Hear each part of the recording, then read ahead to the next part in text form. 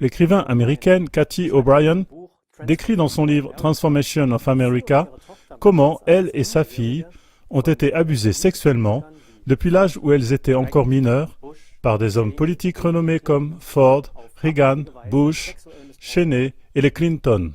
Par les détails publiés dans son livre, elle espérait introduire une poursuite pénale contre ces tortionnaires. Mais en vain.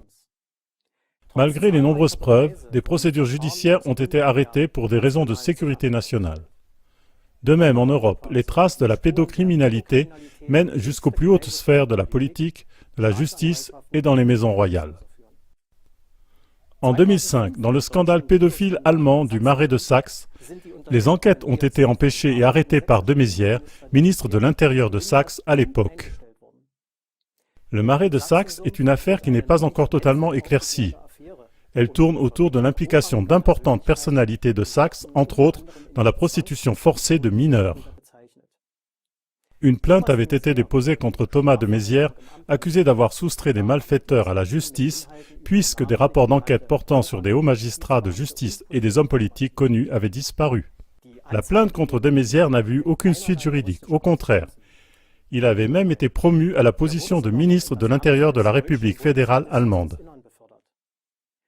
Ainsi, chez nous en Europe, il semble aussi plus important de protéger au nom de la prétendue sécurité nationale des pédophiles importants et organisés au niveau international, plutôt que de protéger nos enfants.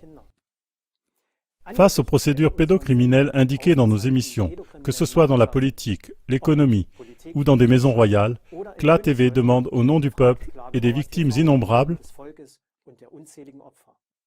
Pourquoi êtes-vous devenu fonctionnaire de la police judiciaire, procureur et juge? Comment avez-vous pu vous engager, étant payé par l'État, à protéger le peuple et délaisser maintenant si lâchement votre peuple? Vous combattez des bagatelles quotidiennes, mais vous négligez votre vrai mandat.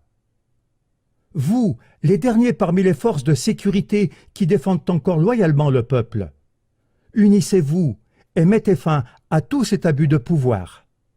C'est votre heure. Celui qui, comme vous, occupe une fonction si importante et qui délaisse le peuple sans défense à l'heure décisive du danger, celui-là doit être placé au même niveau de peine qu'un déserteur en temps de guerre, qui abandonne ses camarades et les livre sans protection à l'ennemi.